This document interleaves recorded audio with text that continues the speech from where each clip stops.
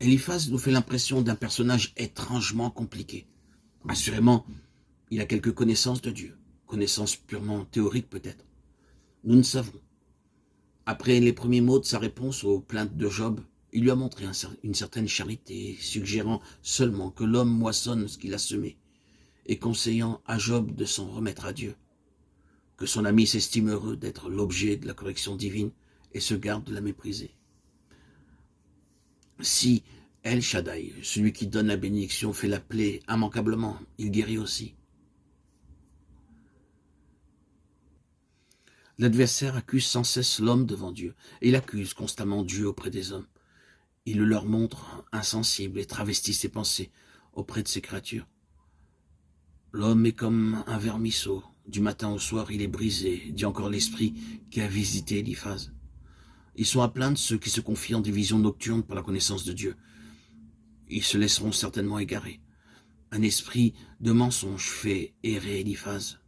Il le conduit à l'erreur avec une demi-vérité. Assurément, l'homme mortel n'est pas pur devant le Dieu saint, mais l'esprit nocturne a oublié de mentionner le sacrifice, les holocaustes que Job offrait continuellement, lesquels annonçaient le sacrifice du Christ au calvaire.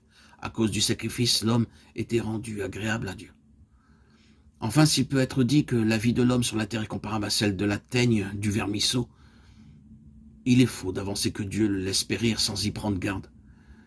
Les cheveux même de votre tête sont tous comptés, dit le Seigneur à ses disciples. Et vous valez mieux que beaucoup de passereaux, Matthieu 10, 30, 31.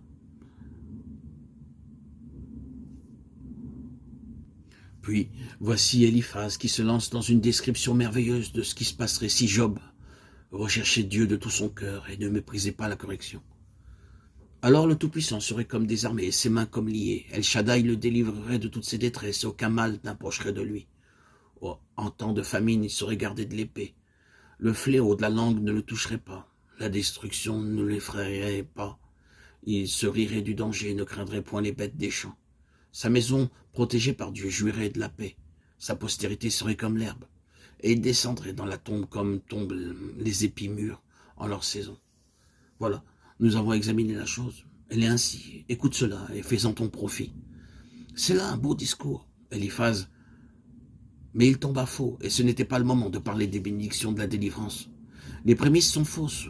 Tous les biens énumérés seraient pour Job s'il retournait vers Dieu, dis-tu. Or Job ne s'est jamais détourné de lui. Eliphaz n'a rien compris à l'épreuve qui a frappé le patriarche. Job a écouté, mais les paroles d'Eliphaz ne l'ont pas convaincu. Et d'ailleurs, elles n'ont pas pénétré en lui à cause de l'angoisse de son âme. Oh, s'il était possible de peser ma douleur, dit-il, et si toutes mes calamités étaient dans la balance, elles seraient plus pesantes que le sable de la mer. Les flèches du Tout-Puissant sont sur moi, mon âme en boit le venin. Les terreurs de Dieu se rangent en bataille contre moi. Les bêtes des champs crient leur détresse quand elles ne trouvent point leur nourriture. Ainsi j'ai besoin de crier ma douleur. C'est un soulagement dont mon âme a besoin. Ce que mon âme refusait de toucher est comme devenu ma dégoûtante nourriture. Eliphaz, tu dis que l'homme n'est qu'un vermisseau. Oh, si Dieu voulait accorder ma demande et m'écraser, qu'il laisse aller sa main pour m'achever. Et j'aurai une consolation et j'aurai des transports de joie au milieu des tourments qu'il ne m'épargne pas.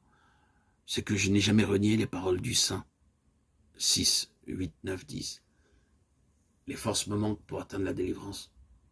Qu'attendrai-je encore qui m'incite à l'impatience? Ma chair n'est point d'airain. Ne suis-je pas sans secours? Le salut n'est-il pas loin de moi? Celui qui souffre a droit à la compassion de son ami même quand il abandonnerait la crainte du Tout-Puissant, dit Job, chapitre 6, verset 14.